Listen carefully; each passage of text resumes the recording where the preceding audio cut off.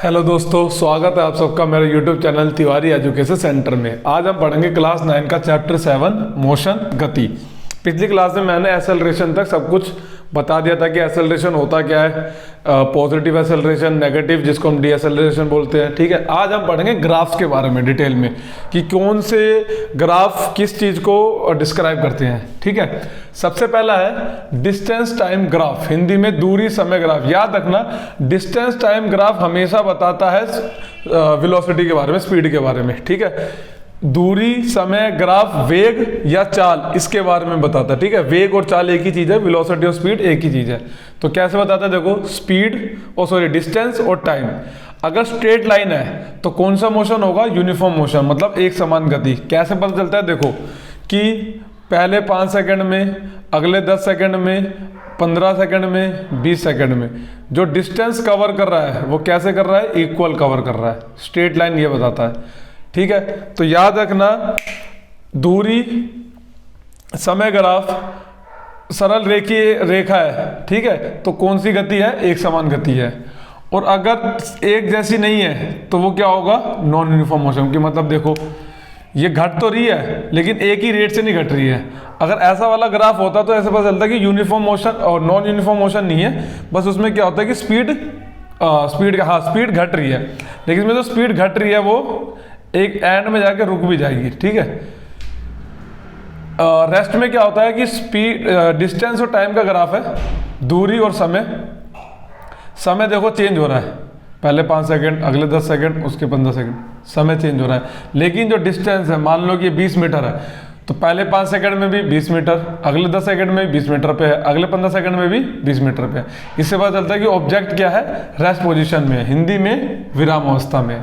ठीक है, तो याद रखना, डिस्टेंस टाइम ग्राफ आए, straight line uniform motion, curved line non uniform motion, और parallel to the time axis, मतलब एक्स एक्सिस भी बोल सकते हैं, parallel to the X axis. तो समझ जाना ऑब्जेक्ट क्या है, रेस्ट पर है। हिंदी में सुन लो, अगर सीधी एक रेखा है तो एक समान गति, अगर रेखा जो है वो सीधी नहीं है, टेढ़ी मेढ़ी है, तो असमान गति।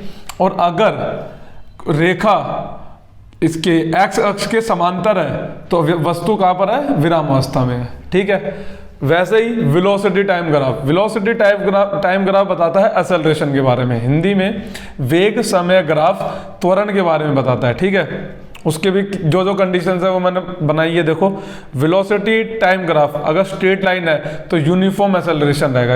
एक्सेलरेशन क्या रहेगा, यूनिफॉर्म। मतलब कि ये कि जो वेलोसिटी चेंज हो रही है टाइम के हिसाब से यूनिफॉर्म है।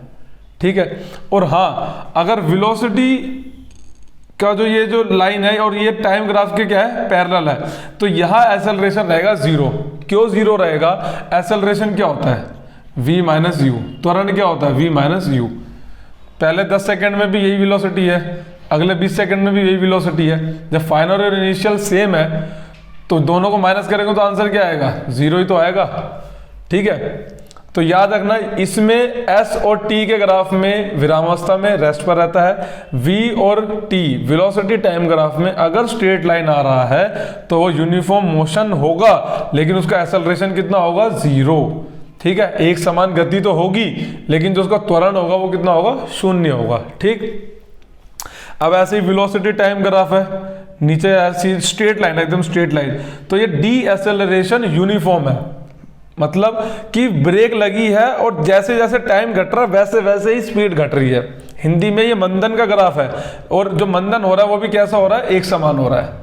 ठीक है, और मान लो ऐसे टेढ़ी मेढ़ी लाइन जा रही है वेलोसिटी टाइम ग्राफ की, तो इसमें एक्सेलरेशन प्रोड्यूस हो रहा है, नो डाउट, लेकिन नॉन यूनिफॉर्म। ठीक है, इसमें त्वरण उत्पन्न हो रहा है लेकिन असमान तरीके से हो रहा है, एक तरीके से नहीं हो रहा है। एक ग्राफ ऐसा भी हो सकता है, v और t ग्राफ, है ना, और ऐसे ऐसे टेढ़ा मेढ़ा नीचे आ रहा है, तो इसे समझ जाओ कि डी एक्सेलरेशन तो हो रहा है लेकिन कैसा हो रहा है, नॉन यूनिफॉर्म होगा। मंदन तो होगा लेकिन असमान मंदन होगा। ठीक है, तो ये ग्राफ के जितनी पॉसिबिलिटीज थी, 1 2 3 4 5 6 7 8, ये मैंने आपको सारी पॉसिबिलिटीज बता दी हैं, यही पेपर में आती हैं। ठीक है, और ग्राफ आता ही आता है, पेपर में ग्राफ आता ही आता है। या तो आपको सिचुएशन दे देगा, कह देगा ग्राफ ड्रॉ करो, या आपको ये बता देगा कि भाई इसमें से कोई सी भी कंडीशन दे देगी मुझे यूनिफॉर्म एक्सेलरेशन मोशन की वो बना के दिखाओ ग्राफ, तो तुम्हें ये बना के दिखाना पड़ेगा। बोल देगा मुझे नॉन यूनिफॉर्म एक्सेलरेशन की बनाओ, ये बना। मुझे बोल देगा कि रेस्ट पर ऑब्जेक्ट, तो कैसा ग्राफ बनेगा, तो वो बना के दिखा देगा। ठीक है, इसको नोट कर लो, है ना। इसमें आपको एक चीज़ और बतानी है, जब तक नोट करो इसे।